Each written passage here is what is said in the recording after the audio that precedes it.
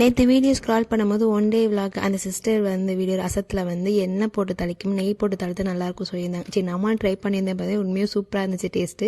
எல்லாருமே நல்லா லைக் பண்ணி சாப்பிட்ருந்தோம். காலையிலே வந்து குளிச்சுட்டு வந்துட்டு ஒரே தான் சாப்பாடு முட்டைக்கோஸ் கூட்டு அந்த மாதிரி பண்ணியிருந்தேன்.